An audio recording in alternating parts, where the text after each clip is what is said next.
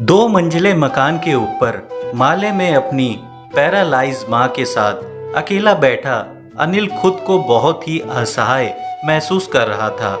माँ सो रही थी, कमरा बिखरा पड़ा था, उसे अपनी तबीयत भी ठीक नहीं लग रही थी। सुबह के 11 बज चुके थे, पेट में अन्न का एक भी दाना नहीं गया था। ऐसे में उठकर नाश्ता बनाना आसान नहीं था। वैसे पिछले कई दिनों से नाश्ते के नाम पर वह ब्रेड बटर और दूध ले रहा था। किसी तरह फ्रेश होकर वह किचन में घुसा। दूध और ब्रेड खत्म हो चुके थे। घर में कोई ऐसा था नहीं जिसे भेजकर दूध मंगाया जा सके। खुद ही घसीटता हुआ किनारे की शॉप पर पहुंचा। दूध, मैगी और ब्रेड पैकेट खरीदकर घर आ गया। अपनी पत्नी संजना के जाने के बाद वह यही सब खाकर जिंदगी बसर कर रहा था। घर आकर जल्दी से उसने दूध उबालने को रखा और ब्रेड सेकने लगा। तभी माँ ने आवाज़ लगाई, बेटा जल्दी आ, मुझे टॉयलेट लगी है। अनिल ने ब्रेड वाली गैस बंद कर और दूध वाली गैस थोड़ी हल्की कर माँ के कमरे की तरफ भागा। तब तक माँ सब कुछ बिस्तर पर ही कर चुकी थी। उनसे कुछ भी रोका नहीं जाता। वह माँ पर चीख पड़ा, क्या माँ, मैं 2 सेकंड में दौड़ता हुआ आ गया पर तुमने बिस्तर खराब कर दिया। अब यह सब बैठकर मुझे ही धोना पड़ेगा। काम वाली भी तो नहीं आ रही है ना। माँ सकपका गई, दुखी नजरों से उसे देखते हुए बोली, माफ कर देना बेटा, पता नहीं था कैसी हालत हो गई है मेरी। कितनी तकलीफ देती हूँ तुझे, मैं मर क्यों नहीं जाती। कहते हुए वो रोने लगी थी। ऐसा मत कह माँ। अनिल ने माँ का हाथ पकड़ लिया। पिताजी पहले ही हमें छोड़कर जा चुके। भाई दूसरे शहर चला गया। संजना किसी और के साथ भाग गई। अब मेरा है ही कौन तेरे सिवा। तू भी चली जाएगी तो पूरी तरह अकेला हो जाऊंगा। अनिल की भी आंख भर आई। उसे संजना की याद तड़पाने लगी। संजना थी तो सब कुछ कितनी सहजता से संभाले रखती थी। माँ की तबीयत तब भी खराब थी, मगर संजना इस तरह माँ की सेवा करती थी कि तकलीफ़ों के बावजूद भी वे हंसती रहती थी। उस समय छोटा भाई और पिताजी भी थे, मगर घर के काम पलक झपकते निपट जाते थे। अनिल के आंखों के सामने संजना का मुस्कुराता हुआ चेहरा आ गया। जब वह ब्याह कर घर आई थी, नई नवेली बहू इधर से उधर फुदकती फिरती थी, मगर अनिल उसकी मासूमियत को बेवकूफ़ी का नाम देता था। वक्त बेवक्त उसे झिकड़ता रहता था। वह घर से एक भी कदम बाहर रख देती थी तो घर सिर पर उठा लेता था। उसकी सहेलियों तक से उसे मिलने नहीं देता था। समय के साथ चपल हिरणी सी संजना पिंजरे में कैद बुलबुल जैसी गमगीन हो गई। हंसी की बजाय उसकी आंखों में पीड़ा झांकने लगी थी। फिर भी कोई शिकायत किए बिना वह पूरे दिन घर के कामों में लगी रहती थी। आज अनिल को याद आ रहा था वह दिन जब संजना की मौजूदगी में एक बार उसे बुखार आ गया था। उस वक्त उनकी शादी को ज्यादा दिन नहीं हुए थे। तब संजना पूरे दिन उसके हाथ पैरों की मालिश करती रही थी। अनिल कभी संजना से सिर दबाने को कहता, कभी कुछ खाने को मंगाता, तो कभी पत्रिकाओं से कहानियां पढ़कर सुनाने को कहता।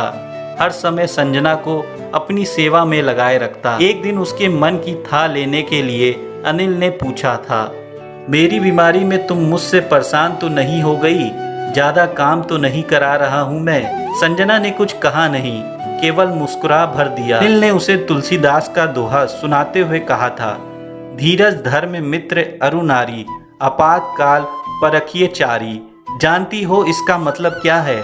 नहीं तो आप बताइए क्या मतलब है? ने गोल गोल आंखें नचाते हुए पूछा तो अनिल ने समझाया, इसका मतलब है खराब समय में ही धीरज धर्म मित्र और औरत की परीक्षा होती है।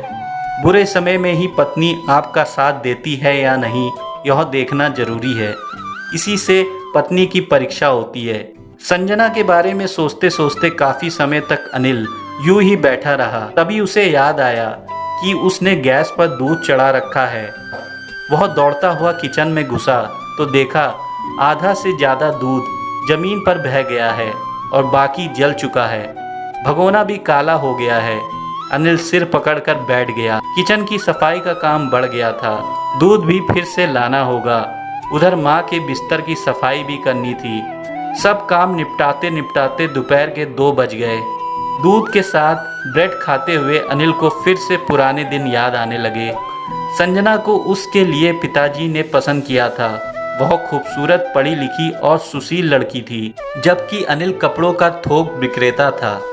घर में रुपए पैसों की कमी नहीं थी, फिर भी संजना जॉब करना चाहती थी। वह इस बहाने खुली हवा में सांस लेना चाहती थी, मगर अनिल ने उसकी यह गुजारिश सिरे से नकार कर दी थी। अनिल को डर लगने लगा था कि कमला यदि बाहर जाएगी या अपनी सहेलियों से मिलेगी तो वे उसे भड़काएंगी। यही सोचकर उसने संजना को जॉब करने या सहेलियों से मिलने पर पाबंदी लगा दी। एक दिन वह दुकान से जल्दी घर लौट आया।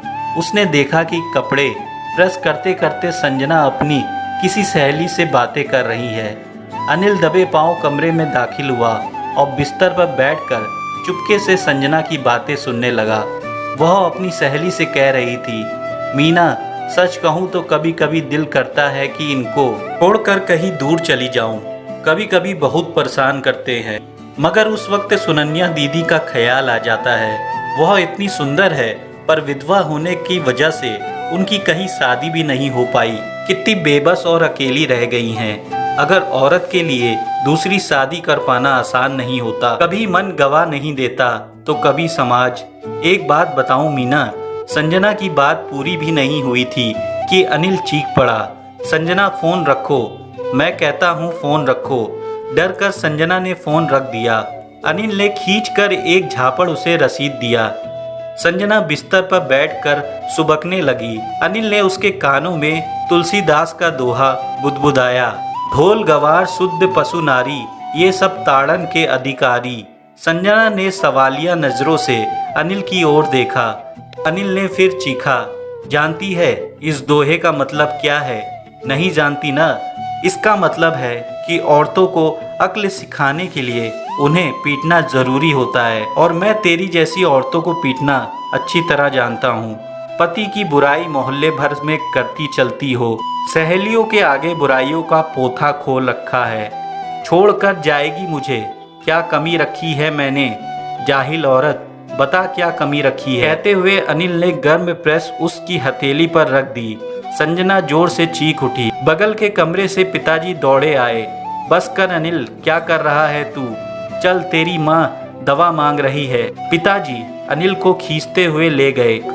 फिर संजना देर तक नल के नीचे बहते पानी में हाथ रखी रोती रही। उस दिन संजना के अंदर कुछ टूट गया था। यह चोट फिर कभी ठीक नहीं हुई। उस दिन के बाद संजना ने अपनी सहेलियों से भी बातें करना छोड़ दिया। हंसना, खिलखिलाना सब कुछ छूट गया। वह अनिल के सारे काम